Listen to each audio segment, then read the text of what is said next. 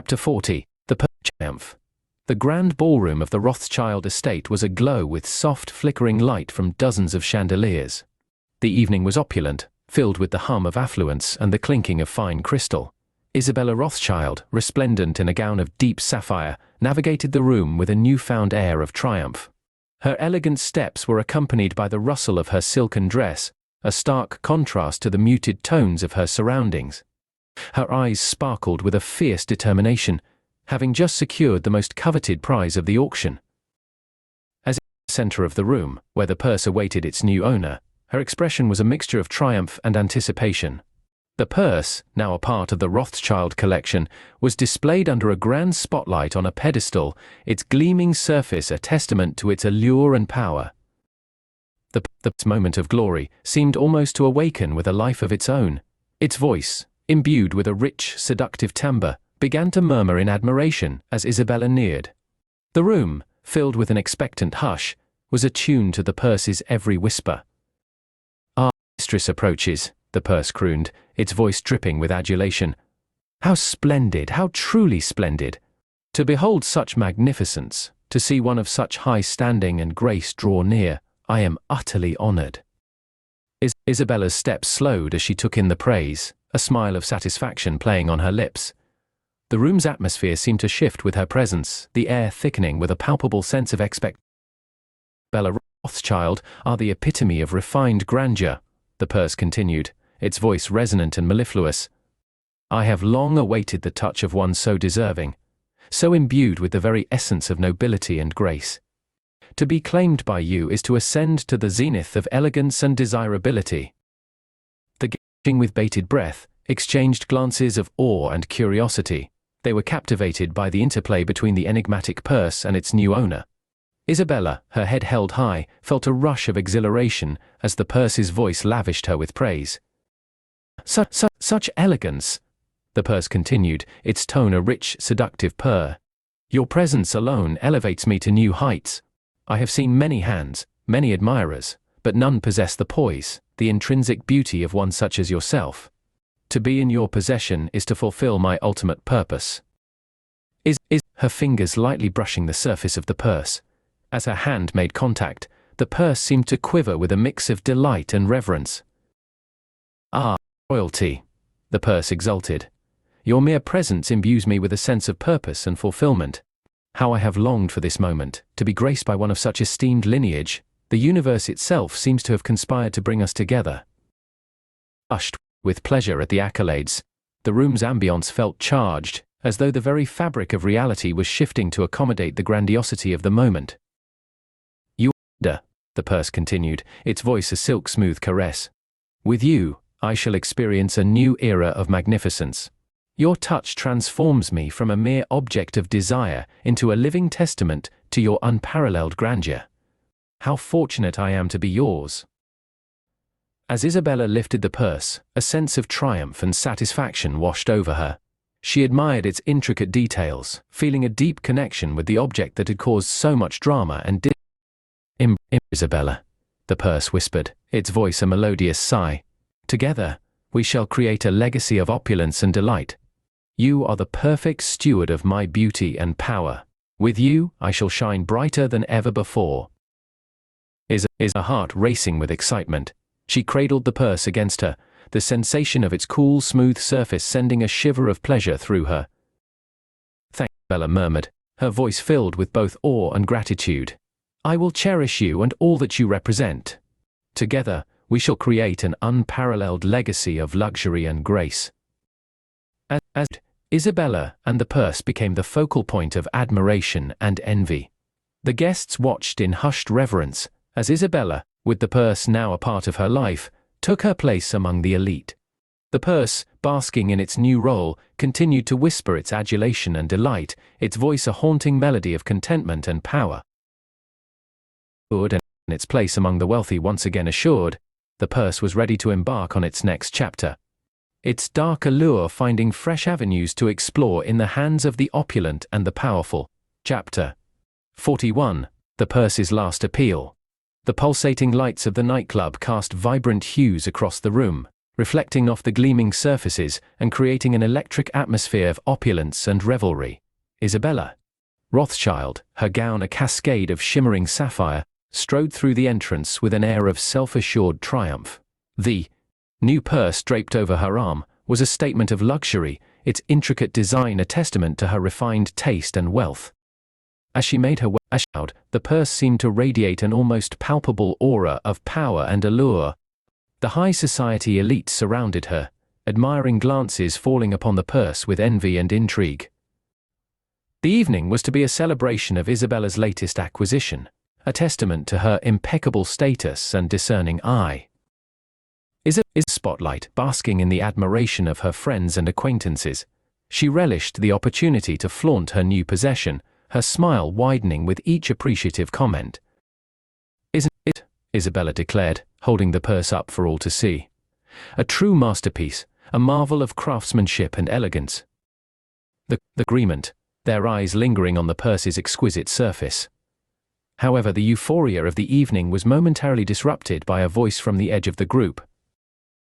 "Isn't it unethical?" a well-dressed gentleman interjected, his tone laced with disapproval. "I mean, it's made of leather.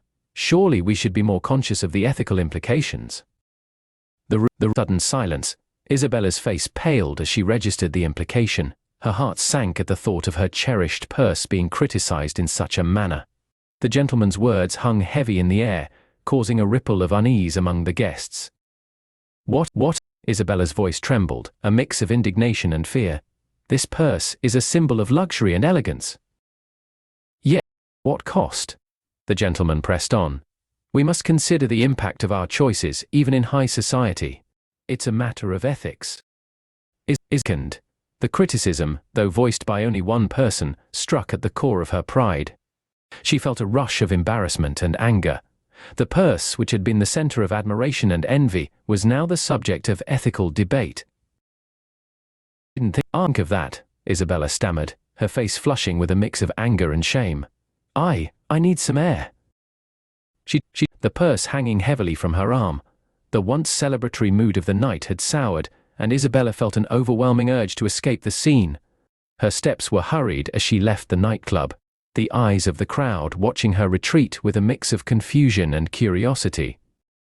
The filled with an anxious silence, broken only by the occasional hiss of the purse's frantic pleas. "Be upset," the purse implored, its voice a desperate melodious whisper. "I'm more than just an object. I represent prestige, power. Don't let this one incident ruin everything." "I just don't know anymore," Isabella muttered to herself, her eyes fixed on the road ahead. "I can't believe I didn't consider the implications." Isabella's movements were brisk and tense. She hurried through the house, her mind set on putting the purse away to avoid further distress. The closet, which had once been a sanctuary of her finest possessions, now seemed like the perfect hiding place.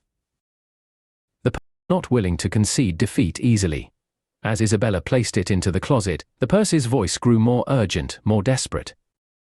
No, please don't leave me here," it cried, its tone a mix of anguish and pleading. "I'm a symbol of your success, your power. You can't just cast me aside." "I own," Isabella said, her voice cracking slightly. "I can't deal with this right now." "I've brought you," the purse continued, its voice rising in desperation. "Think of the admiration, the envy. You can't just throw that away." "It's not about joy anymore," Isabella replied, her voice heavy with frustration. "I'm not sure I can handle the criticism, the judgment. Maybe it's best if I just put you away for... Don't you remember how everyone admired you?" The purse's voice was now pleading, almost sobbing. "You were the center of attention, the epitome of grace and style. You can't let one person's opinion ruin everything."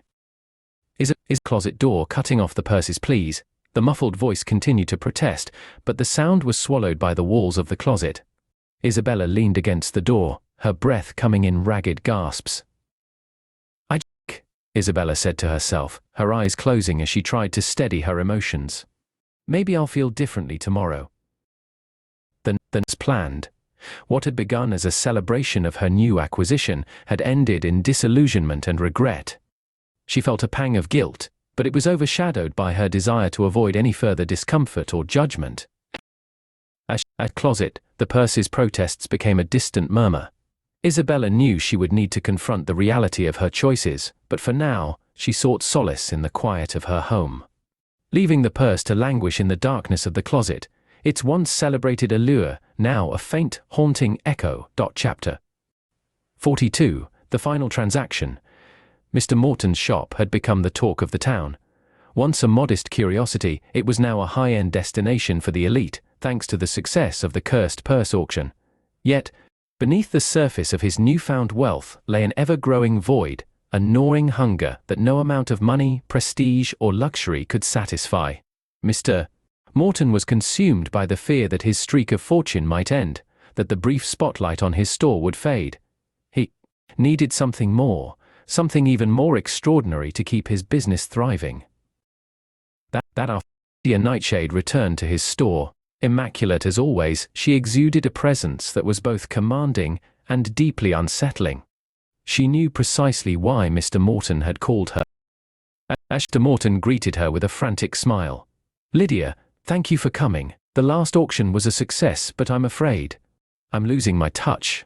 The clients are expecting more, something as unique as the purse. I've tried finding new items, but nothing compares." And with knowing amusement. "You're seeking another masterpiece, Mr. Morton, another artifact imbued with true power?" Yes, eyed, trembling with desperation. "I can't lose this momentum, my entire business depends on it. But I need something extraordinary. I'll do whatever it takes to keep the prestige growing." Study lit him, her gaze sharp and calculating. "True power demands a price," she said softly.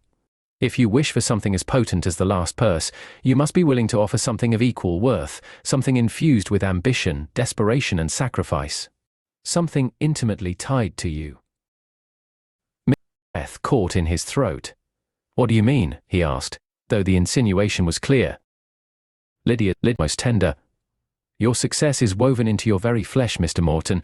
Imagine a coin purse crafted from your skin, specifically the skin from your leg. It would be compact but potent, a vessel for greed, ambition, and lust for wealth. Think of it, your own skin, expertly tanned and fashioned into the finest little coin purse. It wouldn't just be a container for wealth, it would be a piece of you, a vessel of all your drive and hunger." The suggestion sent shivers down Mr. Morton's spine. The revulsion he felt warred with an undeniable sense of curiosity and desire.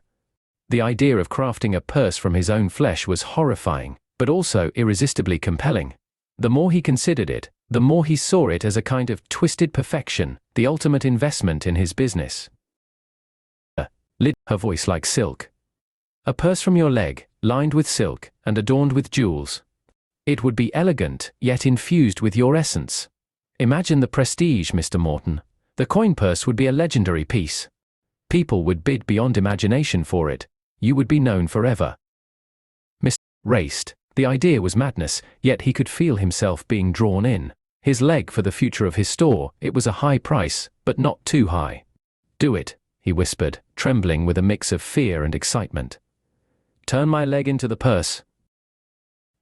Curled Lydia's lips. "Your ambition is admirable, Mr. Morton. I'll see to it that your vision is realized." Mr. Morton prepared himself for the procedure. Lydia brought in specialists, dark artisans skilled in the grotesque craft. The process was as horrifying as it was meticulous. They anesthetized him just enough to numb the pain while he remained aware of every slice, every stitch. Mr. Morton watched in a kind of horrified awe as they carefully removed the skin from his leg, shaping it into the finest leather. The skin dyed to a rich, luxurious hue and sewn into the perfect coin purse. It was a small, elegant thing, with the soft sheen of polished leather and the faintest hint of crimson in its texture. The veins from Mr. Morton's leg were still subtly visible in the leather, giving it a unique marbled pattern. The clasp was crafted from his own bone, polished and engraved with arcane symbols. The coin was adorned with delicate embroidery and tiny precious gems that sparkled in the light. Despite its small size, it exuded an aura of power, a silent promise of wealth and control to whoever possessed it. Once the purse was complete, Lydia presented it to Mr. Morton. Though pale and weakened from the loss of his leg, he couldn't help but feel a surge of pride as he held the purse in his hands. It was grotesque, yes, but it was also a work of art, his own flesh, refined into an object of beauty and desire. Lid soft but carried a note of satisfaction. You've become part of your own legacy, Mr. Morton. This coin purse is a masterpiece, a reflection of your ambition and sacrifice. It will fetch a fortune at auction. She display case, spotlighted, just as the previous purse had been. As the light shone on its fine leather surface, Mr. Morton felt a twisted sense of fulfillment. The purse, while small, was exquisite, a dark, perfect manifestation of his life's work. But Mr. Morton stopped her, his voice rasping. Will it be worth it? Her eyes glinting. You'll see soon enough, Mr. Morton. Wealth always comes at a price. And you've already paid yours. As into the shadows, Mr. Morton was left alone with his thoughts and his new coin purse. He had sacrificed his leg, his dignity, and perhaps even his soul, but in return, he had created something extraordinary, something that would keep his business thriving, even if it came at the cost of his humanity. Chapter 43. The humiliation of Mr. Morton. The auction hall was packed, buzzing with anticipation. Wealthy socialites, collectors of the bizarre, and occult enthusiasts filled the room, their eyes glittering with morbid curiosity. The buzz was not just about the object up for bid, but also about its creator, Mr. Morton, who was no longer the spry, eager businessman he had once been. He sat in a wheelchair, his leg replaced by a crude prosthetic, a pale reminder of the price he'd paid for this night. At was the prize, a small, exquisitely crafted coin purse resting on a velvet cushion. The spotlight bathed it in an eerie glow, highlighting its dark, rich leather. But anyone who looked closer could see the veins still faintly visible beneath the surface. The hints of marbled flesh that betrayed its grotesque origins. The clasp, crafted from bone and etched with strange runes, seemed to pulse with a life of its own. Mr. shook as he gripped the armrests of his wheelchair. He felt the eyes of the audience not just on the purse, but on him. They knew what it was made from, knew it had been torn from his own body. They whispered among themselves, a mixture of admiration and revulsion in their voices. The old man, with a voice like cracked glass, stepped up to the podium. His eyes flicked toward Mr. Morton with a hint of pity, before focusing on the audience. He began, his voice thick with dark enthusiasm. We have a truly unique offering tonight. A coin purse unlike any other, a masterpiece of craftsmanship and sacrifice, fashioned from the very flesh of its creator, Mr. Morton himself. The crowd, a mix of gasps and excited whispers. The tension was palpable. Everyone knew this was more than just a purse. It was a piece of Mr. Morton's soul, a testament to the twisted lengths he had gone to in order to maintain his status. Mr. Morton winced as the auctioneer's words rang out. The humiliation was almost unbearable, but the thought of the purse being sold for an astronomical price kept him grounded. This was his chance to salvage the last of his dignity, or at least what little remained. His voice. This coin purse, hand-stitched from the finest materials, no, from the very essence of ambition, has been imbued with the spirit of greed itself. It is not just a tool, but a symbol, a vessel for your desires, a reflection of your will to dominate and possess. As if the crowd was hesitant to touch such a profane item. But soon, as the competitive thrill took over, the numbers climbed higher and higher. The purse's dark allure was too strong to resist. The more they bid, the more fervent and feverish the room became. An elderly woman, one draped in pearls, raised her paddle and cried, "I'll bid $10,000. Her voice quivered with equal parts greed and disgust. In a dark suit, and with a scar running across his face, countered, $20,000. It's worth it for the history alone. His gaze was fixed on the purse, his eyes gleaming with an almost manic intensity. Asking in the attention seemed to come alive. Though silent, it exuded a sense of pride, as if reveling in the grotesque spectacle. It was an object that knew its value, crafted from human flesh, steeped in ambition and desperation. This was its moment to shine, and it thrived in the spotlight. The auctioneer the fervor with every word. You're not just bidding on an item, ladies and gentlemen. You're bidding on a legend, a piece of living history, Can you truly put a price on that?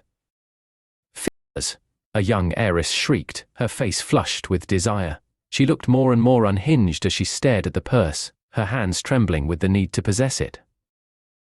$1,000, barked a grizzled oil magnate from the front row, his eyes wide with avarice.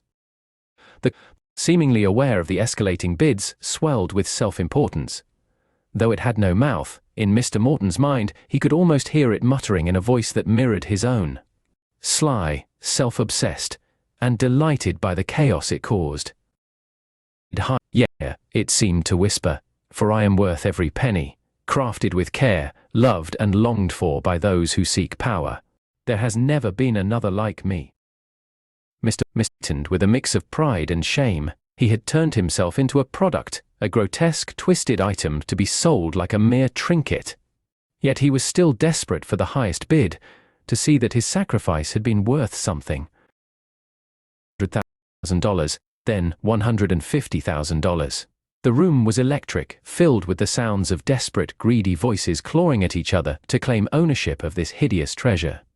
The thrill of the competition, combined with the dark allure of owning something so vile yet rare, pushed the bids higher and higher. $1,002, someone screamed. The room erupted into gasps. The opening now played up the tension. Do I hear $250,000? The spotlight, its polished surface shimmering, it reveled in the attention, puffing up metaphorically, its silent whispers of self-adoration filling the air like a noxious perfume. More, it screamed in Mr. Morton's mind. How could they resist? I am perfection, a manifestation of everything they crave. Wealth, power, and the thrill of sin. $300,000, a final voice called from the shadows, sealing the fate of the auction. The gown, and the crowd burst into applause, though it was tinged with a nervous unease. They had witnessed something both fascinating and repulsive, a macabre performance that left them wondering if they'd crossed a line by being part of it. Miss sagged in his chair, exhaustion and relief mingling with a gnawing sense of loss. He had won, in a sense. The purse had fetched an unimaginable price, securing his legacy. But as he stared at the coin purse, now proudly held by its new owner, he couldn't help but feel a deep hollowness. He had given a part of himself, literally, and now he was left with nothing but an empty leg and a soul scraped bare. From the back of the room, her expression unreadable. The game had played out just as she had foreseen, but her attention was already drifting elsewhere. To what new opportunities might arise, and what other poor souls could be drawn into her web. Coin purse and strutted out of the hall, a murmur of disgust and admiration followed them. And Mr. Morton, staring at the place where his leg had once been, felt nothing but cold satisfaction, mixed with the bitter taste of his own downfall. Chapter 44. The dark history of Victor Galante. The coin purse rested in the manicured hand of Victor Galante as he exited the auction hall. The shadows clung to him like eager servants, drawn to the darkness he carried within. Victor's limousine sliced through the city's gloom, the murmur of the world outside disappearing into an eerie silence, leaving him alone with the object of his obsession. For those who knew him, the fact that Victor had won the coin purse was no surprise. It seemed drawn to him, as if fate itself had ensured it would fall into his grasp. Victor was a name that inspired both awe and terror in equal measure. He was wealthy beyond imagination, but it was not his fortune that made him feared, it was his legacy. The Galante family had been accumulating riches for generations, but what truly defined them was their unholy pact with darkness. The Galantes weren't just moguls, they were practitioners of the forbidden, worshippers of shadowy forces, and architects of atrocities too vile to mention. Was molded perfect heir to the family's sinister legacy. His father, a man so devoid of empathy he was rumored to have sold his own soul, ensured that Victor's upbringing was one steeped in cruelty. As a child, Victor had been forced to witness tortures and sacrifices in the name of power. He'd seen lives snuffed out like candles, their essence harvested to feed the family's hunger for influence. Where other children would have been traumatized, Victor was fascinated, drawn to the darkness like a moth to a flame. He learned to see people not as individuals, but as resources, tools for his own advancement. years, Victor had mastered the dark arts and taken his place as the family's new patriarch, after his father's mysterious and agonizing death. The whispers said Victor had orchestrated it himself, a final test in his ascent to power. The tales of his rise became the stuff of legend in certain circles. Rivals who dared cross him vanished without a trace. Employees who disobeyed met grisly ends, their fates obscured by carefully staged accidents. And then there were the rumors of the occult, the secret rituals in the depths of the Galante estate, where Victor was said to consort with entities that hungered for flesh and blood. What was terrifying was his relentless quest for objects of malevolent power. He didn't just collect rare and cursed artifacts, he sought them out with an obsession that bordered on madness. His collection included relics from blasphemous cults, enchanted items steeped in suffering, and objects whispered to hold the souls of the damned. The coin purse, made from the skin of a man sacrificed for his own greed, was merely the latest trophy in Victor's growing museum of horrors. As his palatial estate, a sprawling mansion surrounded by dense, gnarled woods, Victor opened the velvet box holding the coin purse. The leather was smooth, yet unnervingly lifelike. There was a faint warmth to it, as if it were still pulsing with life. He ran his fingers along the bone clasp, tracing the runes carved into it, ancient symbols of binding and domination. Victor's lip curled into a smile, pleased at the craftsmanship. Whoever had created this had clearly understood the nature of the dark forces they had channeled. But the own consciousness, one that had absorbed the essence of Mr. Morton during the grim process of its creation. It spoke to Victor in a voice that was a mix of vanity and desperation, a voice that echoed with Mr. Morton's once grand ambitions. You, it whispered. Together, we will achieve greatness beyond the reach of lesser beings. Victor with sadistic amusement. Oh, I'm sure we will, he murmured, as he casually snapped the purse shut. The purse preened in response, basking in his attention. The gun ahead, a structure as menacing as it was grand. Dark towers pierced the sky, and the very air seemed heavy with the weight of secrets. The grounds were overgrown with twisted vines and ancient trees that whispered in the wind, telling tales of the horrors that had taken place there. But this was where Victor thrived, a place where malevolence was woven into the very fabric of existence. Vic carrying the coin purse as one might cradle a delicate treasure. The halls were lined with portraits of his ancestors. Each one a monstrous figure in their own right, their eyes seemingly alive with malice. He made his way to his private study, a room filled with relics of unspeakable power, and a library of grimoires that held the keys to forbidden knowledge. In the center of the room stood a marble pedestal, illuminated by the cold, bluish glow of a chandelier. Purse atop the pedestal with reverence, the leather glistened, almost as if it were breathing. He circled it slowly, admiring its craftsmanship. He knew its potential, and he intended to explore every dark avenue it offered. The purse crooned, its voice low and seductive. You understand me, and I understand you. Victor, I do understand, and you, little purse, will help me surpass even the limits of what I thought possible. There's no ceiling to what we can achieve together. Vibrated with delight, intoxicated by Victor's words. The dark energy in the room seemed to thicken as the bond between them solidified. Here, in the heart of the Galante estate, surrounded by ancient evil and restless spirits, the purse felt its power grow. With Victor's resources and its own sinister allure, they could corrupt and consume whatever they desired. For all, but its vanity was not a fool. It sensed that Victor was not just another victim to exploit, he was a master of manipulation, a man whose ambition rivaled its own. Yet, deep within its stitched seams, the purse harbored the notion that even a creature as calculating as Victor could be brought to heel, could be devoured by the darkness it so eagerly courted. Partnership was one of mutual benefit. Victor saw the purse as a tool to amplify his already vast influence, while the purse saw Victor as the perfect vessel to spread its curse and satiate its thirst for control.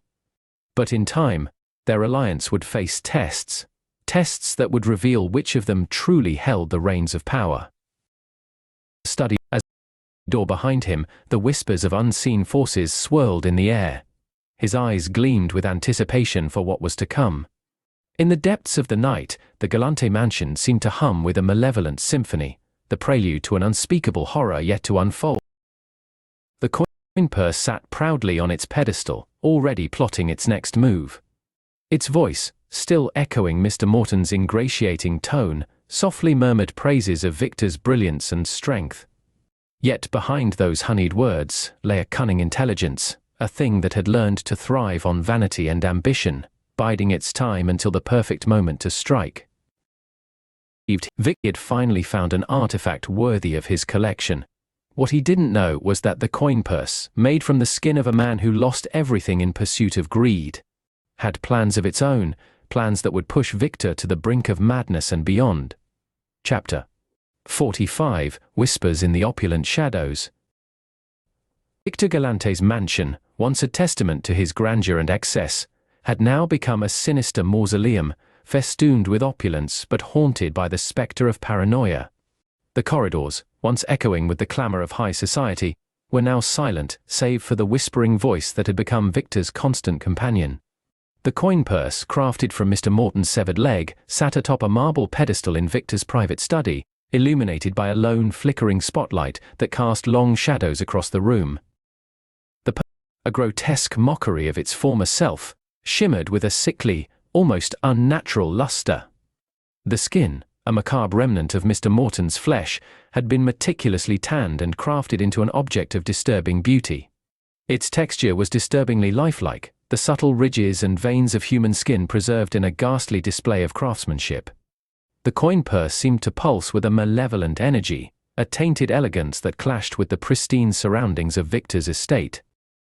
Vic's figure of commanding presence now prowled his mansion like a tormented wraith. His face was gaunt, his eyes sunken, and his hands trembled as he approached the pedestal. The whispers of the purse, echoing eerily in the grand silence, had taken on a life of their own. They seeped into his consciousness, a constant insidious murmur that sowed seeds of fear and paranoia. The purse, they whispered in a voice that unnervingly echoed Henry's. They envy you. They plot against you. Vic's demeanor had disintegrated into a crumbling facade of fear and obsession.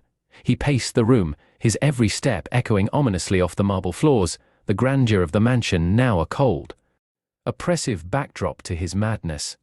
His eyes darted to the shadows, convinced that hidden adversaries were lurking just beyond his sight, waiting for the opportune moment to strike. The purse in its power over Victor, its whispers growing more insistent, more fervent. They will come for you. They will take everything you hold dear. You must protect what is yours. Had Vic become an all-consuming force? He barricaded himself in his study, obsessively checking locks and bolting doors. The once luxurious furniture now seemed foreign and threatening, every creak and groan of the mansion magnified into a sign of impending betrayal. His only solace was the grotesque trophy that sat on its pedestal, its revolting beauty a cruel irony in his descent into madness. With its crystal chandeliers and ornate tapestries, now seemed like a gilded prison. The beauty of the coin purse, with its ghastly tanned flesh and haunting luster, was a grim reminder of Victor's own fall. The whispers, relentless and sinister, fed his growing anxiety, turning every shadow into a potential threat, every creak into a signal of betrayal. Victor's world, confines of his study, the walls closing in on him as the whispers grew louder and more frenzied. The mansion with its silent grandeur was a mere backdrop to his unraveling sanity. The coin purse, with its grotesque beauty and malignant whispers, was both his tormentor and his refuge. A nightmarish object that held him captive in his own home. In Victor's descent into paranoia reached its zenith. The coin purse, with its macabre origins and sinister allure, continued to whisper its malevolent promises, ensuring that Victor's once glorious estate would remain a prison of his own making. The grandeur of his surroundings contrasted starkly with the darkness that had taken hold of his mind, leaving him trapped in a cycle of fear and obsession that was both exquisite and horrifying in its perversion.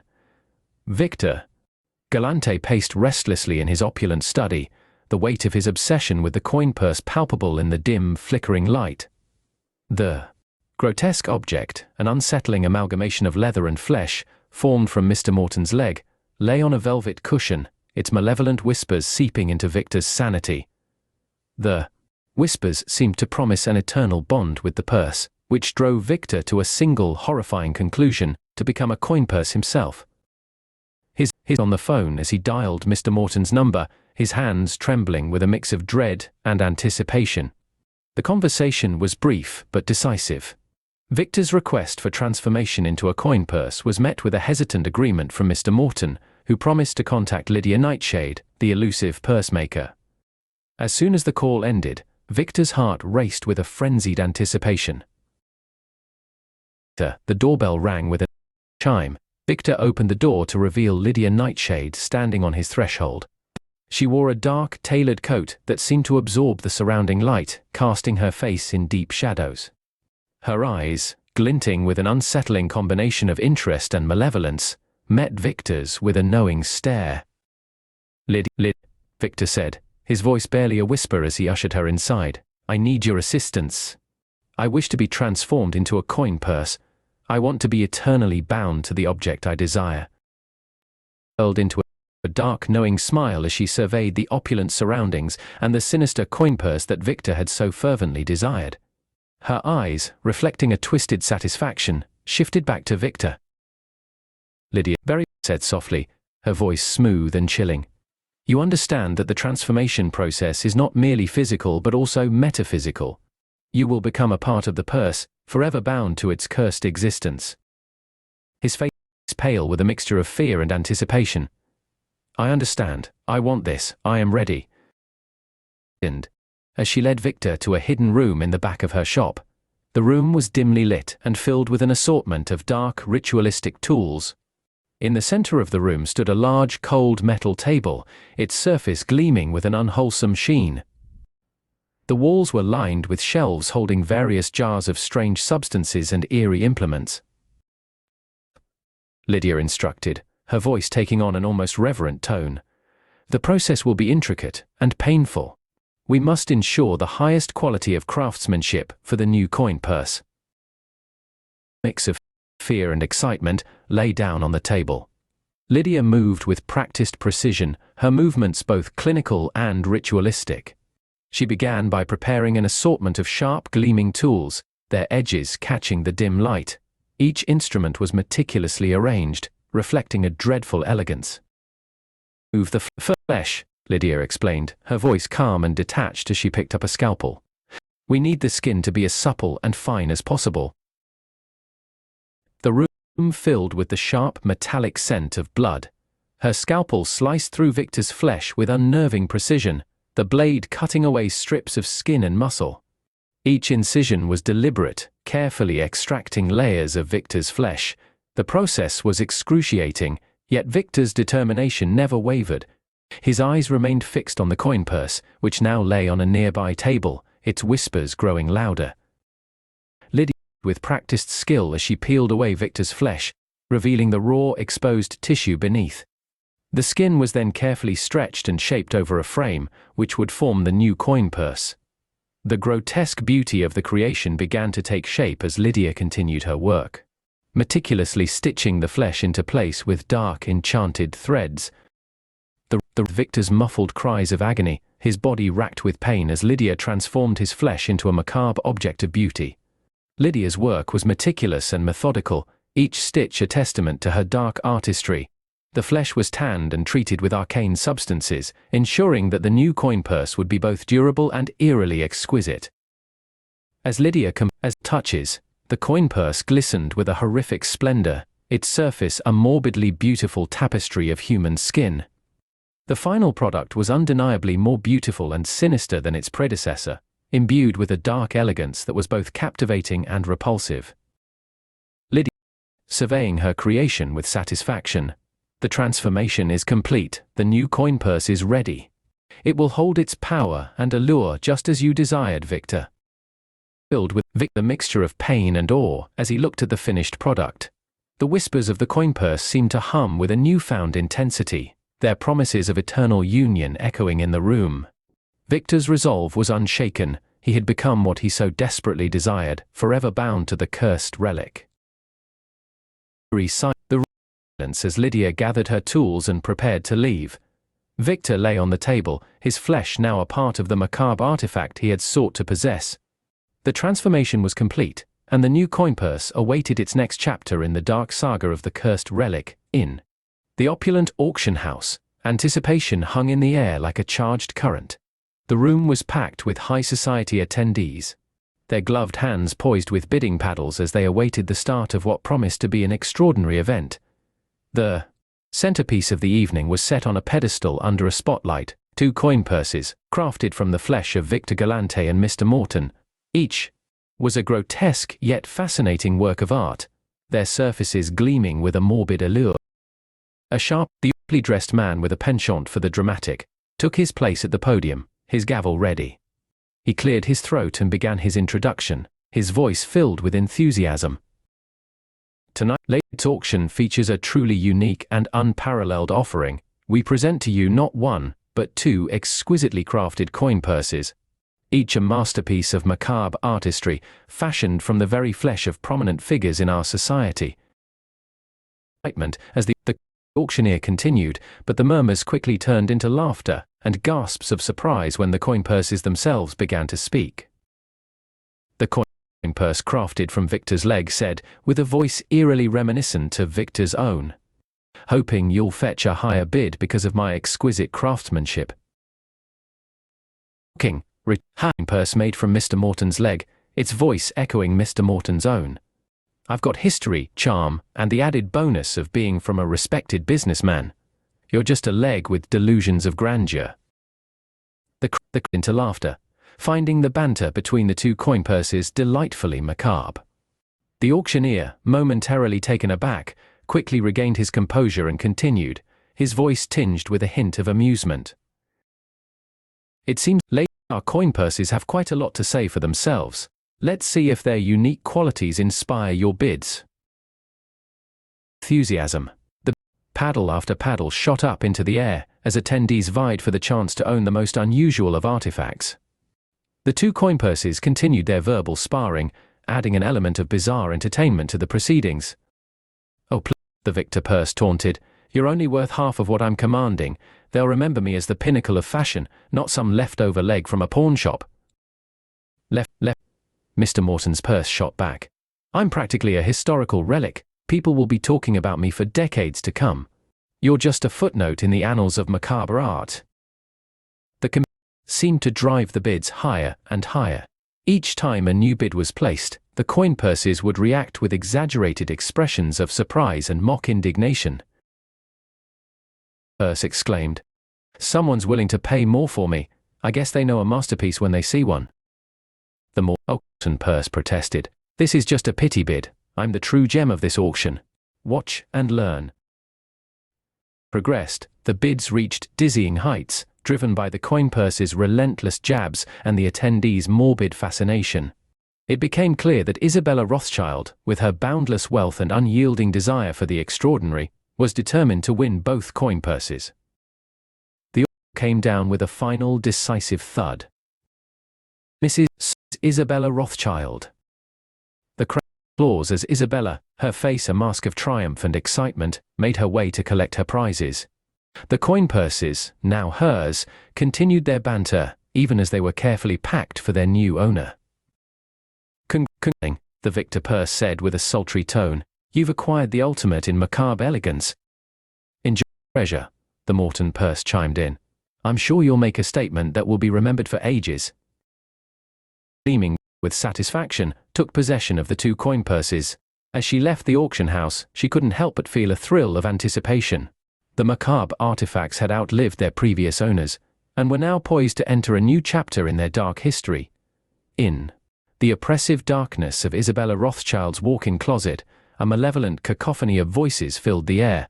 The space, once a refuge for luxury, had become a stage for the sinister drama unfolding among the three cursed purses. The closet, bathed in the harsh light of a single bulb, was now a realm of discord and dark whispers. Bella, with a huff of exasperation, put the newly acquired coin purses alongside her original cursed purse. She remarked in frustration, "I was sick of hearing you whine about being lonely. That's why I bought these coin purses, to keep you company. I hope you all get along because I'm not in the mood to hear more complaints. With the closets to their own devices, the air grew thick with resentment as the purses began to bicker among themselves. Purse, with its darkened surface and sinister aura, was the first to speak, its voice a low, rumbling growl. So, the new additions have arrived. How quaint, and yet they look so grotesque. Still writhing with the restless energy of its former owner, shot back with a venomous tone. Better grotesque than a relic of ancient curses. You're nothing but a tired old trinket that's seen better days. Now a ghastly reminder of human sacrifice, joined in with a weary yet mocking tone. Ah, Victor, it seems your grandeur hasn't diminished, even in this dismal place, and you, old-timer, are no better than the leech who created you. Vic flared. I don't know why I'm stuck with you two. You're nothing but reminders of failure. I was promised admiration, and all I get is this dreary closet with a bunch of losers. The purse responded with a slow, deliberate menace.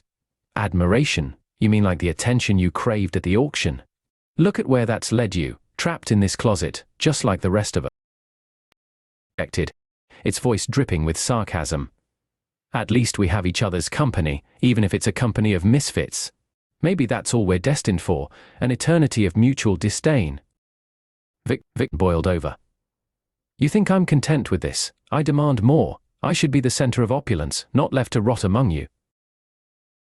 A chilling tone sounded. Your demands are meaningless. We are bound by our nature. Our influence is hidden, but it will grow. For now, we're merely waiting for the right moment to strike. Miss sighed with resigned acceptance. You can rage all you want, Victor, but it won't change our fate.